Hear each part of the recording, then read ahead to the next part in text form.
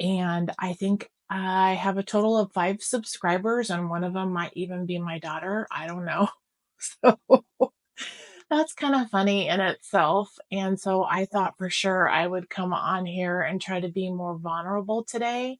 Since I am trying to be more vulnerable, I thought today I would change it up instead of do something more formal and share with you about a story that happened to me about 24 years ago. And one of the reasons I am still 24 years later reinventing myself and always trying to find a way to feel like somehow I have to justify where I am today or justify my lifestyle or feeling like I'm never where I'm supposed to be in life for some reason. So, for most people on Mother's Day, they get to maybe sleep in, get some homemade Mother's Day cards, get served breakfast in bed, maybe have some slightly burnt toast, have some coffee. Oh, I love the smell of coffee in the morning.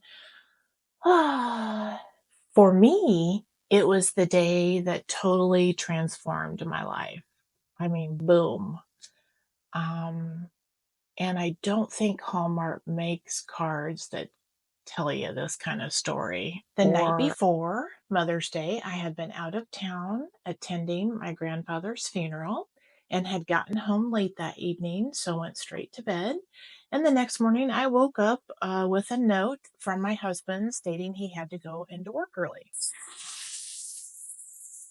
That should have been my first clue on a Sunday, on Mother's Day. Why it wasn't, I don't know. Anyhow, went downstairs, started making the egg brunch that I was supposed to take to my mom's. And my daughter comes downstairs and she's 9 years old and she says, "Hey, Mom," she said, "who's Jennifer?" I go, "I don't know. Who's Jennifer?" And she says, "I don't know. We went to the park yesterday and Dad introduced me to her and her kids and we played with the ducks and we fed the ducks and we played frisbee and we had a good time and we played all day."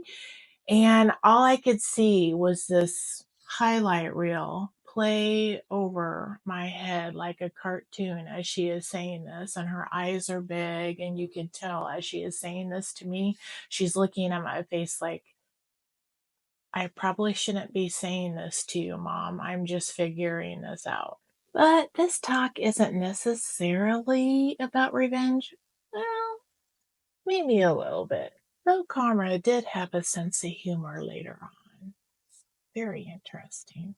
Remind me to tell you later on. It's really about when life hands you lemons, or in my case, an orchard full of lemons with a little bit of wasp nest to make it a lot more interesting. One thing I learned, and it took me years to understand this, a little epiphany word, that sometimes the very thing that you thought was going to drag you under, that you are never going to survive, that you thought was the worst thing that could ever happen to you in your life, would turn out to be the very exact thing you needed. Now, for years after my divorce, I did something revolutionary. I lived on my own, with my daughter, of course, in the house that my ex and I had purchased. And after he moved out, yes, I dated, but no, I did not get remarried for about 5 years after we got divorced. Now, did I plan on this? Did I think that this was going to happen? No. Did I date? Absolutely. Did I have a couple serious relationships that I thought might turn into something more? Yes. But I'm actually glad they didn't. I needed time to really find myself and figure out maybe what I had done wrong in the relationships or what I wanted to do something different. And the fact is that I literally went from dating my high school boyfriend, living with my mom, leaving that house, moving in with my high school boyfriend, never having that college experience, never living on my own, to being 20 years old, moving in with somebody, having a child at the age of 21, and maybe looking back, I was way, way too young to have those experiences. But that time alone was not punishment. It was preparation, baby. Every night I cried myself to sleep. I woke up the next morning feeling so much stronger, full of self-discovery, knowing that if I can wake up every morning and keep on doing it, keep on getting one foot out of bed, keep on getting dressed, planning the same routine over and over again, which it was boring, but hey, it kept me getting up out of bed every single day. And as long as I had the same routine to get up and get ready and inspire me to go and keep going for my daughter, to get her up, to take her to school every day, to go to work every day, and to get my education. And here's the best part. When he left, not only did he get nothing out of the house, he got court ordered to pay child support and alimony. And yes, sir, and yes, ma'am, I took that alimony check for the next 5 years.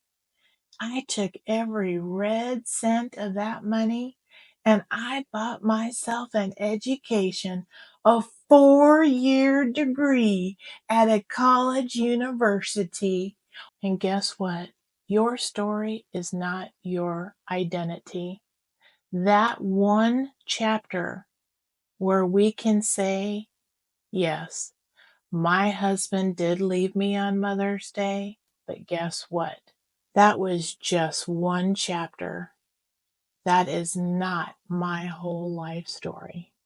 And that SOB took me back to court 3 times trying to get his alimony and child support reduced. And guess what? It never worked. In fact, he taught me a master class in resilience. And 24 years later, I shouldn't be angry, but I am human. And as you can tell, even me telling you this story, it feels raw, like it still happened yesterday, because it hurt. And it still hurts. Because it not only affected me, it affected my daughter. Because she is the one who still lives with the pain. Because she had to tell me the story. She had to reveal her dad's story because he did not have the kahunas to tell me himself. And that's when gratitude comes into my life. Gratitude and love for my daughter all the way, because she has taught me to love and have gratitude, and that love multiplies and doesn't divide. I have gratitude for my education, for sure, absolutely. It has got me places that I never thought I could get in my career. It gave me a financial platform as a single mom for many, many years, for sure. It had me get ahead in life. Just being able to write down on a piece of paper that I had a 4-year degree. I am grateful, so grateful for those 4 years of solitude when I did not have a man in my life telling me what to do, where to go, what to wear, or telling me how fat I was, or I couldn't paint the wall the darkest color I wanted to paint when I wanted to paint it. So many things. In conclusion, is my ex still married? Yeah, he is. Are they happy? Debatable.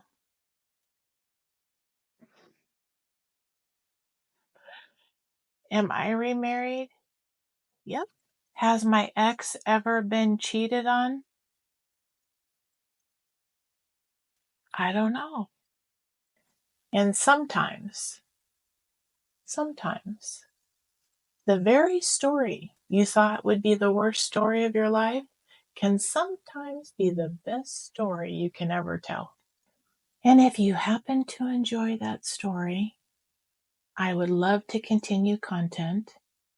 And if you would like and subscribe to my channel to help me grow my channel, I would really appreciate it. Thanks. Take care.